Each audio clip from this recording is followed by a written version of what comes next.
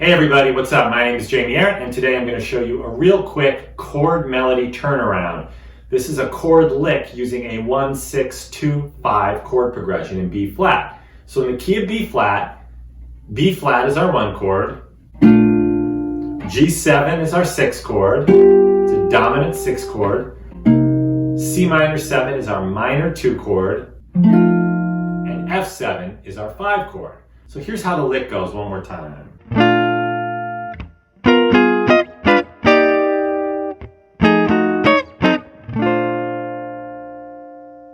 So here's what's going on here. We're going to start with a B flat major 7, our 1 chord.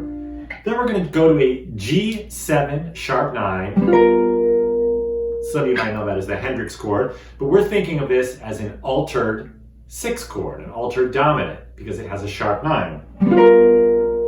But then we're going to turn that sharp 9 into a flat 9, because in an altered chord you can have a sharp 9 or a flat 9. And if you need a review on what altered chords are, I made a video explaining them and I'll link it below. So we're going to go from our G7 sharp 9 to a G7 flat 9. And then with the pinky, we're going to throw the sharp 5, which is another altered tone, up on the 11th fret. And this is kind of a pianistic approach where we're going to keep the chord ringing, but then throw a note on top, like a piano player might hold one chord down with the left hand, but throw another note up on top. So far we have B flat, G7 sharp 9, flat 9, sharp 5, and then we're going to go to this diminished shape. But this diminished shape is actually the same thing as a G7 with a flat 9. So it's kind of like we're going from a G7 flat 9 with a sharp 5 to another G7 flat 9. But it's also functioning as kind of a diminished chord that leads us to the 2 chord. And we're going to play a C minor 9. 2,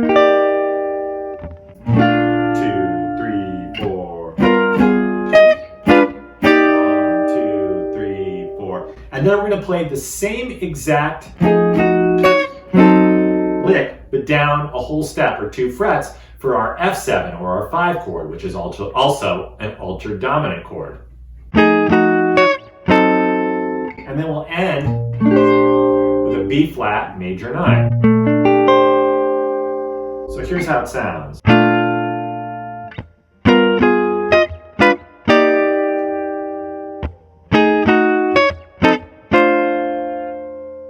So this is in a major key for a major 1-6-2-5. Now if you were playing a blues and you wanted to play this as the last 2 bars of the blues progression, the 1-6-2-5, all you have to do is make the B flat chord a dominant chord.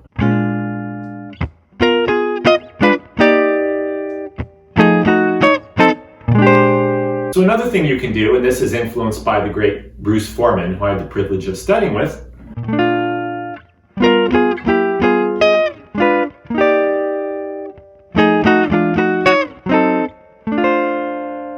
we can take those altered dominant chords, and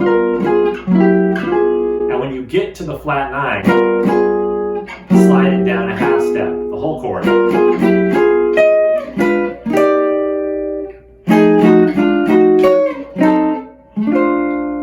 Just makes it sound a little more interesting.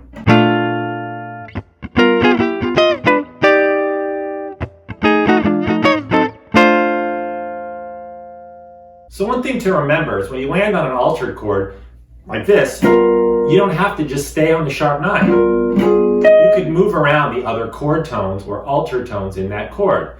And this is a great thing to add to your solos. You can add a chord solo. It doesn't have to be just single note lines. It really brings the energy into your solo. But this is also great for intros, solo guitar arrangements, or comping. Thank you for watching this video. Please click subscribe. I got a lot more lessons coming up. You don't want to miss it. So please stay tuned and let me know in the comments any lessons you'd like me to show you coming up. All right, see you in the next one.